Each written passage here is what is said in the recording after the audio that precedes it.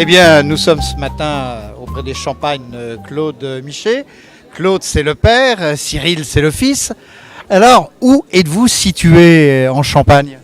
Eh bien, nous sommes situés à Boursault, tout près d'Épernay. Ça n'a rien à voir avec le fromage, on doit vous le demander 50 fois par jour. Au moins. Au moins.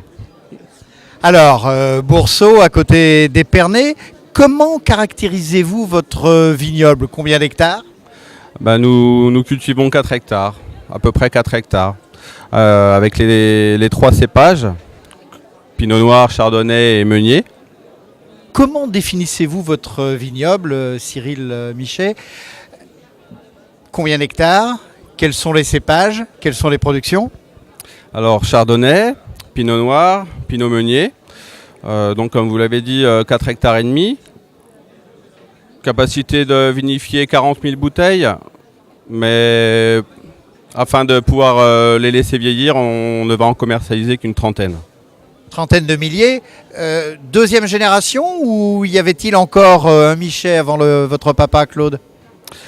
Alors, en fait, nous avons démarré la vinification qu'en 73, mais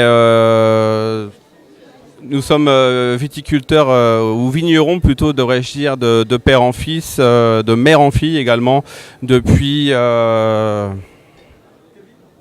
Oui, depuis des lustres. Alors, vous avez proposé un de vos produits, là on voit des bulles assez fines, à Tristan Riggenbach qui est sommelier. Que lui avez-vous proposé à la dégustation?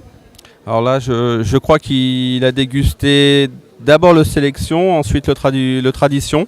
Donc le Sélection qui est une cuvée 100% Chardonnay, élaborée avec les Chardonnays du terroir de Boursault, un terroir bien spécifique.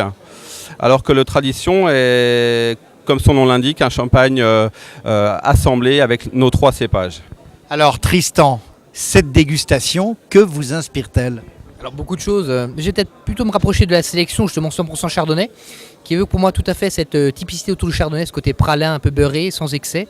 Une bulle très fine, en bouche un côté très crémeux, avec beaucoup d'épanouissement, beaucoup de douceur. C'est vrai que c'est un champagne que j'associerais volontiers avec les petites béatilles de l'Apro, avec une petite réduction au jus de veau, ou encore peut-être un petit peu de foie gras macéré avec des pétoncles légèrement saisis. Voilà, bon. Donc beaucoup de choses, beaucoup de plaisir. Ouais, on voit que vous avez toujours l'habitude de taper votre bras sur la table. Ça, c'est peut-être l'habitude du cuisinier, Tristan? Peut-être, ancien cuisinier que je suis, c'est vrai, mais j'aime beaucoup. Je suis très expressif dans la manière d'évoquer un vin et éventuellement quelques plats en parallèle, c'est vrai. Oui, et l'accord, mes vins. Alors, Cyril, qu'est-ce qui vous inspire, vous, au quotidien, dans le vin et dans le champagne en particulier? Qu'est-ce qui m'inspire au quotidien? Le champagne, c'est avant tout une passion.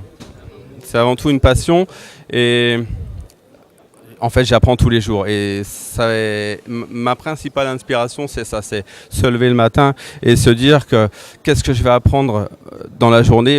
Là on est dans les phases de vinification, on vient d'ensemencer toutes nos cuves. Déjà, on a certains parfums qu'on n'a pas l'habitude de sentir tous les ans.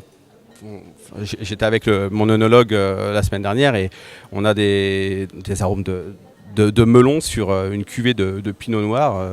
On a des senteurs d'anis dans du chardonnay. Particulière, une année un petit peu originale, on retrouve beaucoup de parfums un petit peu inhabituels hein. Est-ce qu'il y a une tendance dans le champagne actuellement, par exemple en matière de liqueur, comment faites-vous? En matière de liqueur? Oui, combien ajoutez-vous de liqueur dans le champagne? Vous êtes dosé assez fort ou plutôt faiblement? Non, l'idée c'est, à travers nos bouteilles, c'est le reflet d'un terroir. Donc on essaye un minimum de liqueur afin que vous ayez l'expression du raisin. Tout à fait. On n'a rien à masquer dans nos vins et le respect du terroir, c'est pour moi la chose primordiale. Le vigneron passion, le vigneron vérité, l'expression des produits du terroir. On est là sur des vraies valeurs de d'œnologie, mon cher Tristan. Ah oui, complètement. On le ressent vraiment à la dégustation, cette précision dans le dégagement gazeux qui présente beaucoup de finesse. Ce dosage relativement faible qu'exprimait monsieur Michel à l'instant, on est sur quelque chose d'équilibré, svelte et qui est aussi très agréable à l'apéritif pour cette raison-là. Voilà. Eh bien, Tristan Regenbach, Cyril Michet, le papa, Claude Michet également, merci de votre accueil ici au Salon Vinomédia, à l'espace Tête d'Or. Bon appétit Tristan, large soif avec modération. Should it be you and me? I could see it would be